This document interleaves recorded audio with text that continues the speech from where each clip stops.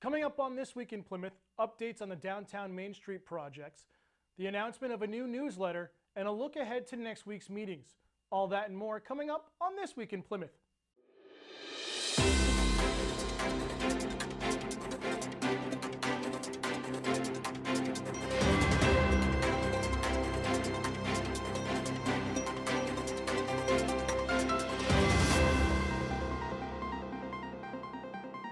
Hello everyone and welcome to This Week in Plymouth. I'm your host Dan Salzer. It's another slow week for Plymouth in the terms of meetings, with only the Select Board meeting this past Monday evening. The big item on the agenda was a public hearing regarding the updates about the South Main Street drainage project. June Hammond-Rowan conducted a presentation that talks about the scope of the project, some pricing, and the time frame for construction. The Select Board, alongside Jason Randall of the Plymouth Village Water and Sewer District and other representatives from the construction team, were also present to answer questions from the public. So welcome to the public hearing on the downtown work that's being completed. I just want to introduce a few people that are here that represent the project. First is Greg Ward from HEB Engineering. Greg is the engineering that will represent the town on the drainage portion of the project, and will be boots on the ground and will be here through the project. In the second row, Jason Randall from Plymouth Village Water and Sewer, and Kim Hayes from Plymouth Village Water and Sewer. We have Steve St. Pierre from Plymouth Public Works Department here, supervisor. Joe Fagnant in the back row, highway superintendent from the highway department. And then we have representation from Granisi Construction, Stephen and Brian Granise. So those are the individuals that are here to represent the project tonight, as well as June Hammond-Rowan, who has been coordinating the efforts, including all of the grant information with regards to making sure our I's are dotted, our T's are crossed, and getting the paperwork into the EDA. And June does have a presentation that she'll walk through tonight. I would just urge those folks here tonight, we will be as transparent as we possibly can with communications. On the website today, you'll see the 2-week construction outline that Stephen Granisi put together, which really is a detailed presentation of where the construction will be over the 2 weeks.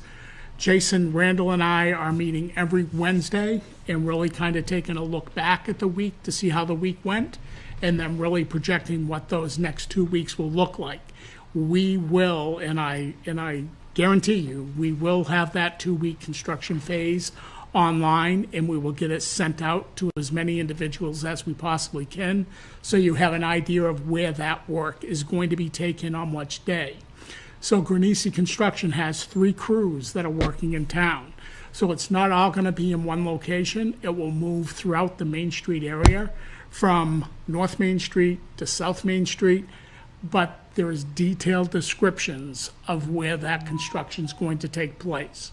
So we'll always have a 1-week look back, a 2-week look ahead, and we'll assure that we're keeping you informed of what the latest and greatest is on the work that's being done.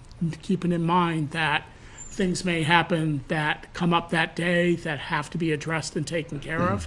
If that happens, we'll try to get to the businesses on the Main Street and let you know what's going on. Originally, we put this together really to talk about the downtown drainage projects, but we wanted to add in some information about the Plymouth Village Water and Sewer District to be able to kind of highlight that we have 2 projects, but we have 1 contractor.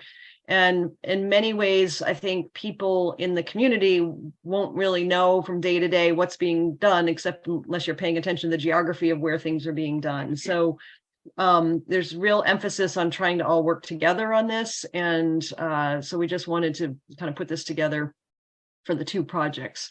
The project is really about developing new stormwater drainage system on South Main Street, up Warren Street to Russell Street, and then across on Russell Street over to about Webster Terrace, just a little bit past Pleasant Street.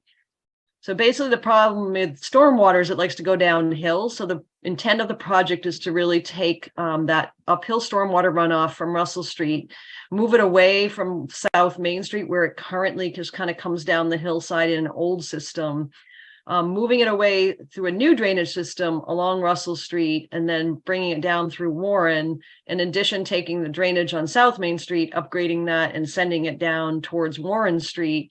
All the roads will be upgraded to really address the stormwater. And to do that, we have to dig it all up and put in a new base roadway and then new pedestrian improvements.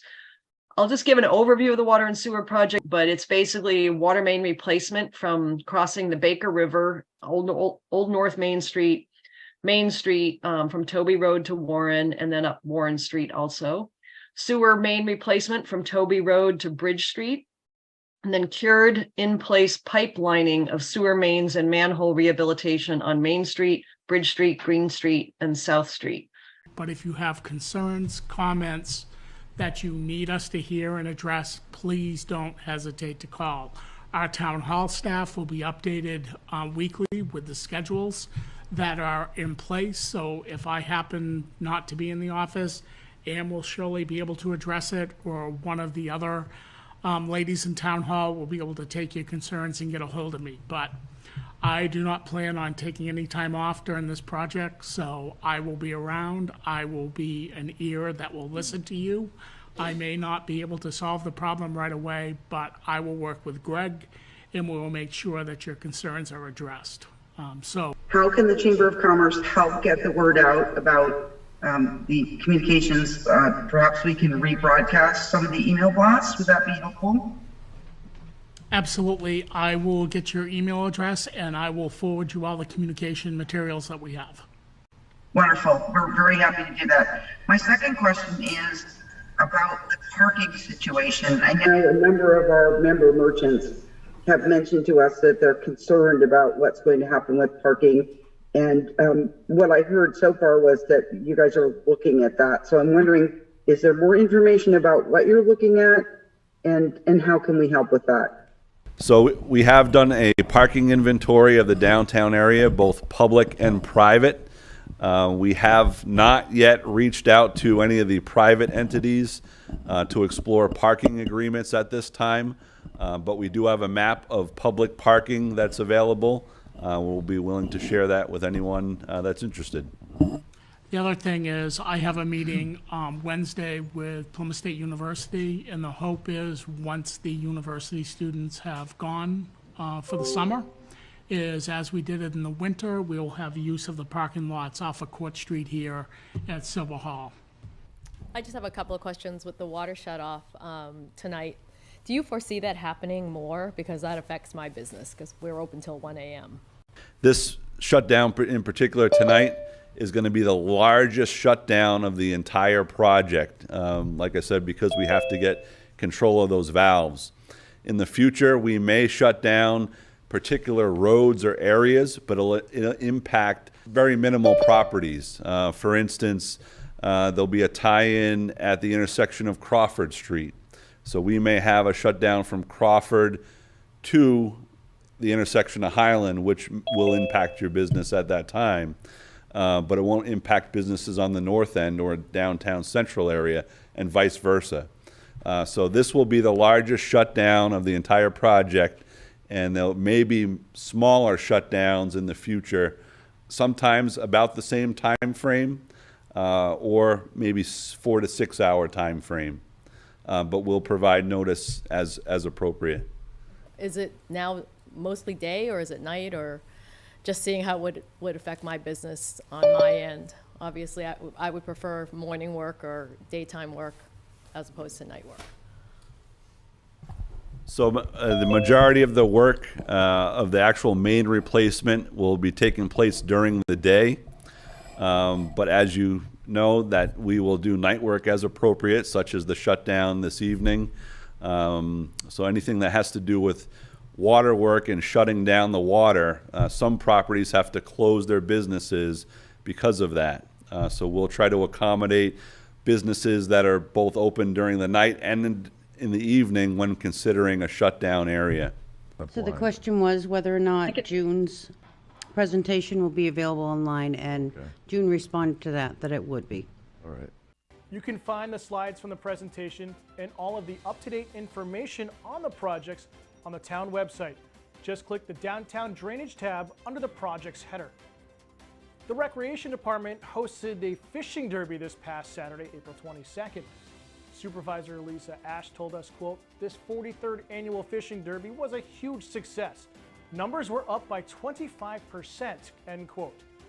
Ash then went on to thank the Plymouth Elks Lodge 2312 for all their hard work and the partnership with the Parks and Recreation Departments, as well as the New Hampshire Fish and Game and Summerbrook Fish Farm for stocking the pond. Take a look at this weekend's weather with the PSU Meteorology Department.